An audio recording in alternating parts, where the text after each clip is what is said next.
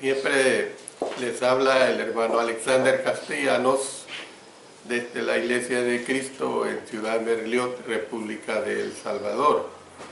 Estamos estudiando desde ya hace largo tiempo sobre la vida de Cristo y ahora vamos a estudiar un tema que viene afín a todo lo que hemos estado trazando en estas últimas clases desde hace ya varias semanas.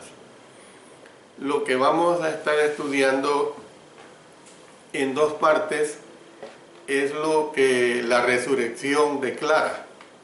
Es decir, como ya hemos visto todo lo concerniente a la resurrección y a las apariciones, vamos a ver lo que, en otras palabras, implica la resurrección en sí, y cuáles son esas ventajas que nos ha dado la resurrección. Nosotros sabemos que la muerte, sepultura y resurrección de Jesús constituyen la esencia de nuestra fe y de nuestra relación con Dios. El primer día de cada semana, cuando nos reunimos alrededor de la mesa del Señor, lo que acabamos de hacer, cuando Jesús instituyó la cena del Señor, Él recalcó que tal celebración proclama su muerte. Sin embargo, también hay una estrecha relación entre ella y la resurrección. Es decir, si este hecho se quedara en la muerte nada más, no tendría ningún valor, sino que hay una relación entre la muerte y la resurrección. En vista de que Jesús se levantó de los muertos el primer día de la semana, la iglesia se reúne ese día con ese propósito expreso de celebrar la cena del Señor. Entonces, nosotros pues conmemoramos la muerte, la sepultura y la resurrección de nuestro Señor Jesucristo. Por ahora centraremos nuestros pensamientos en el tercer elemento, o sea, la resurrección. Queremos responder preguntas como ¿cuál es el significado de la resurrección? ¿Y qué declara este evento? Entonces vamos a ver algunos elementos básicos que son importantes, hermanos, que nosotros los tengamos bien definidos, bien claros en relación a la resurrección de nuestro Señor Jesucristo. En primer lugar, la resurrección de Cristo nos hace ver que Jesús es el Hijo de Dios. Es decir, que nadie más podía tomar ese lugar. La resurrección declara, en otras palabras, la deidad de Jesús. En Romanos capítulo 1, verso 4, Pablo se refirió a él diciendo: nuestro Señor Jesucristo fue declarado Hijo de Dios con poder según el Espíritu de Santidad por la resurrección de entre los muertos.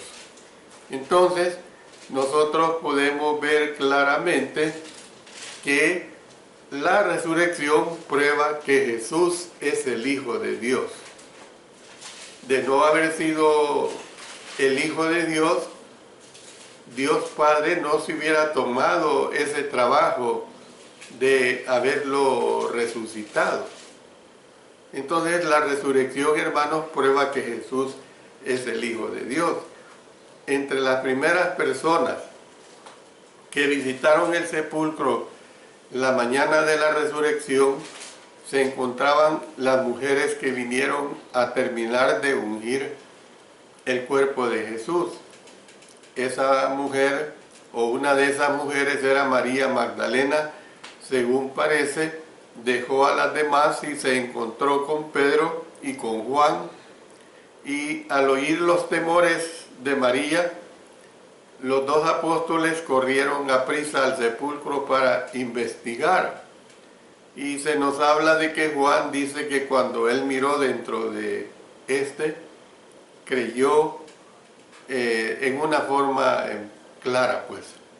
Cuando entró en el huerto con Pedro no sabía qué creer, luego vio lo que había en el sepulcro. Miren lo que nos dice el Evangelio de Juan, capítulo 20, los versos 6 al 8. Dice que luego llegó Simón Pedro tras él y entró en el sepulcro y vio los lienzos puestos allí y el sudario que había estado sobre la cabeza de Jesús, no puesto con los lienzos, sino enrollado en un lugar aparte. Entonces entró también el otro discípulo, Juan, que había venido primero al sepulcro y vio y creyó. Aquí hay unos aspectos que se requiere dar una aclaración. Juan es el discípulo al que andaba con Pedro, se le identifica como el discípulo al que él amaba, al que amaba, mejor dicho. Luego, la palabra griega que se traduce cuando dice acá que había venido primero al sepulcro y vio. Esto es bien importante que lo entendamos. La palabra griega indica, que se traduce por vio, indica más que simplemente observación, o sea, la palabra, el uso de el verbo ver en el sentido de vio indica comprensión, es decir, no es lo mismo ver que mirar. Yo ahorita puedo decirles estoy mirando porque veo todo el conjunto de cosas, pero cuando les digo yo estoy viendo, estoy dando una función de que estoy observando algo que es completamente específico. Entonces, ¿qué vio Juan que produjo fe en él? Él vio los lienzos puestos ahí y el sudario que había estado sobre la cabeza de Jesús, enrollado, dice, en un lugar aparte. Entonces, si el cuerpo de Jesús, hermanos, se lo hubieran llevado hombres actuando con rapidez, pues ellos no se hubieran tomado el tiempo para quitar los lienzos, ni para poner aparte el sudario, enrollándolo con nitidez. Entonces lo que Juan vio no era el resultado de los esfuerzos de seres humanos, no era el resultado de los esfuerzos de ladrones, hermanos, sino que era la intervención completamente divina. Eso sí, eso lo podemos ver. Era consecuente con la resurrección que Jesús había anunciado a menudo. Entonces, si usted y yo nos tomamos el tiempo para examinar las pruebas con detenimiento, en nosotros se producirá la fe, del mismo modo que se produjo en el apóstol Juan, cuando él vio que el cuerpo del Señor Jesús no estaba, esto produjo fe en él. Entonces son abundantes, hermanos, las razones para creer que Jesús fue levantado de los muertos. Por ejemplo, tenemos el testimonio de cientos de testigos confiables que lo vieron vivo después de su resurrección. Y para ello quiero que vayamos a 1 Corintios capítulo 15, versos 4 hasta el 8. Miren lo que dice acá. Dice, y que fue sepultado y que resucitó al tercer día conforme a las Escrituras, y que apareció a Cefas y después a los 12. Miren qué curioso y notable es esto. Después apareció a más de 500 hermanos a la vez, de los cuales muchos viven aún y otros ya duermen. Después apareció a Jacobo, después a todos los apóstoles y al último todos, como a un abortivo me apareció a mí. Entonces, es bien clara esta situación que se presenta de una enorme cantidad de testigos. Una prueba la constituye la transformación, pues, que tuvo lugar en los discípulos de Jesús.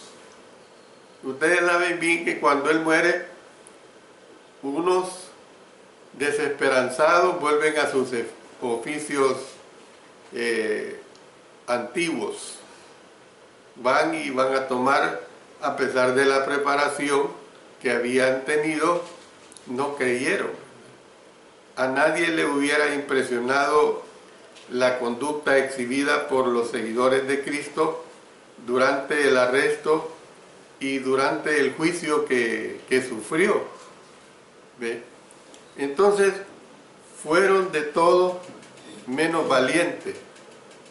Es decir, se comportaron ya sea huyendo por miedo a perder la vida o tratando de mantenerse lejos del peligro. Pedro incluso negó que conocía a Jesús. Después de la resurrección, hizo estas situaciones que los mismos hombres predicaron abierta y osadamente a Jesús, un cambio que fue completamente notable. La convicción de ellos ahora era diferente. La convicción de ellos resuena por todas las páginas que tenemos en el Nuevo Testamento, y como prueba tenemos muchas de las cartas del apóstol Pablo, de Pedro, de el hermano de Jesús. En fin, hay una diversidad de pruebas de hombres y mujeres a quienes se les apareció el Señor. Entonces, la interrogante es: ¿de qué estaban tan llenos de certeza? Bueno, ellos estaban llenos de certeza de que Jesús estaba vivo, que esta certeza produjo una transformación en la vida de los apóstoles. No fue fácil que creyeran, pero llegaron a creer. La creencia de ellos no pudo tambalearse, ni siquiera cuando fueron encarcelados, azotados, apedreados, ni muertos.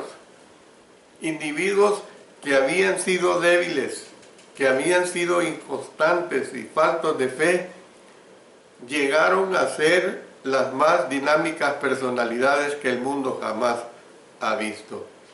Entonces, por eso nosotros podemos ver que las enseñanzas de ellos conmovieron al Imperio Romano al grado de que este imperio tambaleó, y no solo tambaleó, sino que cayó, hermanos, por las enseñanzas precisamente de los apóstoles. Entonces, vemos que la transformación ocurrida en estos hombres no puede explicarse sin la resurrección. Si no hubiera habido esta resurrección de nuestro Señor Jesucristo, ellos no se hubieran convencido. No se hubieran convencido de el por qué ellos tenían que diseminar el Evangelio con ese ímpetu que lo hicieron. Entonces ellos vieron al Señor resucitado, y esa visión transformó sus vidas para siempre. Transformó sus vidas para siempre. Entonces la resurrección, hermanos, probó hace mucho tiempo que Jesús es el Hijo de Dios y todavía declara en nuestros tiempos esa verdad, hermanos. Esa verdad se mantiene hasta el día de hoy. Hasta el día de hoy se mantiene esa verdad. Pero veamos una segunda cosa. Primero, la resurrección demostró que Jesús es el Hijo de Dios. Pero veamos un segundo aspecto. El sacrificio de Cristo fue aceptado, porque muchos les importó el sacrificio de nuestro Señor Jesucristo. La resurrección declara que Dios aceptó el sacrificio de Jesús en la cruz. Dios Padre lo aceptó como su Hijo. No dijo el Padre Celestial, no, este es un farsante, no, este no es mi Hijo. Por el contrario, el Padre Celestial lo aceptó como su Hijo que había sido muerto en la cruz. Entonces el cristianismo se centra en la cruz, hermanos. La palabra de Dios nos hace ver que somos reconciliados con Dios mediante la cruz.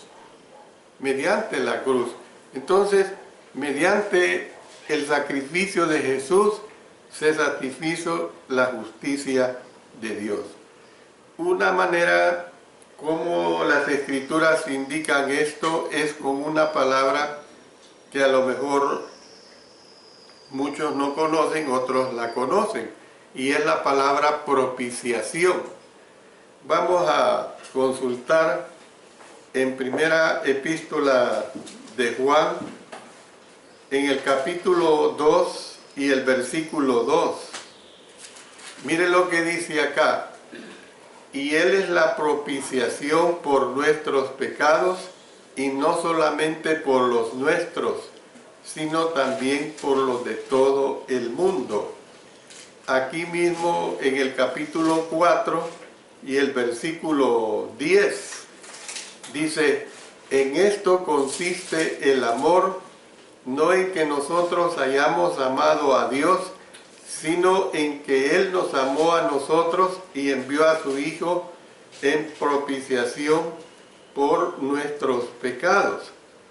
Bueno, quiero que veamos, hermanos, un concepto todavía más amplio de lo que es la palabra propiciación.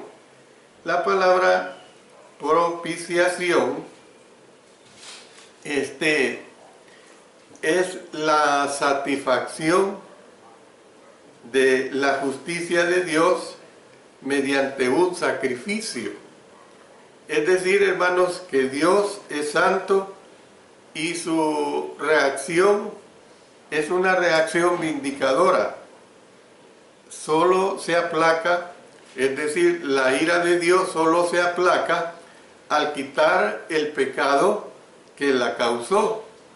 Y entonces nosotros vemos en el Nuevo Testamento la muerte expiatoria de nuestro Señor Jesucristo, que es precisamente lo que hemos leído en la primera carta de Juan, que es precisamente la muerte expiatoria en la promesa por excelencia. Entonces vemos, hermanos, que hizo posible que Dios fuera propicio hacia los creyentes y fuera propicio hacia el mundo entero. Entonces la promesa, hermanos, destaca la gravedad del pecado, es decir, lo grande de la obra redentora de Cristo y la invitación de Cristo al pecador de apropiarse en esa obra perfecta. Entonces, hermanos, mediante el sacrificio de Jesús, tenemos que entender que se satisfizo la justicia de Dios y nosotros tenemos esperanza de vida eterna. El apóstol Pablo, por lo tanto, dijo también, me propuse no saber cosa alguna sino a Jesucristo y a este crucificado. Lo dice en 1 Corintios capítulo 2, verso 2. Entonces, cuando nos reunimos alrededor de la mesa del Señor cada primer día de la semana, lo hacemos con el fin, hermanos, de anunciar la muerte del Señor. Con ese fin lo hacemos. Entonces, sin embargo, Jesús no hubiera sido resucitado de los muertos. Si Él no hubiera sido resucitado de los muertos, hermanos, hubiéramos quedado inseguros en cuanto a si la cruz cumplió su propósito. Yo estuviera con dudas, ustedes, cualquier cristiano estudioso de la palabra de Dios, estuviera con esa duda.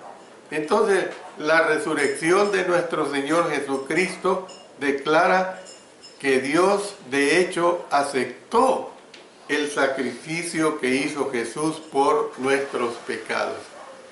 Podemos decir, pues, que en este sentido, nosotros somos salvos no solo por la muerte de Jesús, sino también por la resurrección. Eso es bien claro. Entonces, así el apóstol Pablo se refirió a Jesús como aquel que fue entregado por nuestras transgresiones y resucitado para nuestra justificación. Entonces, fíjense bien, la resurrección, ¿qué es lo que hizo en primer lugar? Aceptar, pues, que Jesús es el Hijo de Dios. En segundo lugar, el sacrificio de Cristo fue aceptado. Pero veamos un tercer aspecto. Y el tercer aspecto, hermanos, es que nosotros podemos ser salvos. Qué triste sería si yo no tuviera esa esperanza de ser salvo. Yo siempre pongo este ejemplo, que aquí en la tierra, en nuestra nación y en las naciones del mundo, hay instituciones que hacen muy buenas cosas, hacen obras de caridad, hacen obras que van en bien de la humanidad, de la gente pobre, muy pobre,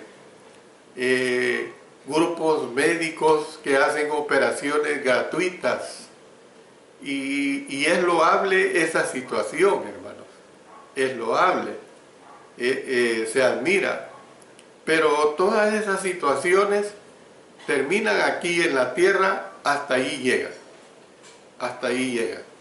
Y claro, por supuesto que el ser humano debe ser agradecido por esos favores recibidos, por esas atenciones recibidas. Pero en el caso de nuestro Señor, por su resurrección, nosotros podemos ser salvos. Y la salvación no es una salvación de índole temporal, que termina con la muerte aquí en la tierra, no. Es una salvación que es para siempre. Entonces, al aceptar Dios el sacrificio de Jesús, tenemos el emocionante resultado de que usted y yo podemos ser salvos. Esa es una realidad que no tiene cambio. La resurrección declara que podemos ser levantados de la muerte por el pecado a una nueva vida. Y esa nueva vida es en Cristo Jesús. Por eso Jesús usó una vez una sanidad corporal para probar que Él tenía potestad para sanar espiritualmente. Miren lo que dice en Mateo capítulo 9 y el versículo 6. Mateo 9, verso 6. Pues para que sepáis que el Hijo del Hombre tiene potestad en la tierra para perdonar pecados, dice entonces al paralítico, levántate, toma tu cama y vete a tu casa. Entonces, nosotros vemos que del mismo modo que la Biblia recalca la relación entre la resurrección corporal de Jesús y nuestra resurrección espiritual a una nueva vida que es en Cristo Jesús. Y esto fue lo que el apóstol Pablo escribió a los cristianos que estaban ahí en Roma. Miren lo que dice este texto, que lo usamos muy a menudo, pero que tiene una gran profundidad, y es Romanos capítulo 6. Vamos a leer al menos los versos 4, 5 y 6. Miren lo que dice: porque somos sepultados juntamente con Él para muerte por el bautismo, a fin de que como Cristo resucitó de los muertos, por la gloria del Padre, así también nosotros andemos en vida nueva. Porque si fuimos plantados juntamente con Él en la semejanza de su muerte, así también lo seremos en la de su resurrección, sabiendo esto, que nuestro viejo hombre fue crucificado juntamente con Él, para que el cuerpo del pecado sea destruido, a fin de que no sirvamos más al pecado. Entonces, hermanos, esto es totalmente claro. Cuando el apóstol Pablo escribió a los hermanos en Éfeso, él resumió la conversión de ellos en estas palabras. Miren lo que dice en Efesios capítulo 2, versículo 5. Dice así: aún estando nosotros muertos en pecados, nos dio vida juntamente con Cristo. ¿Quién nos dio vida juntamente con Cristo? Dios, hermanos. Dios. Entonces, las bendiciones de Dios nos hace ver que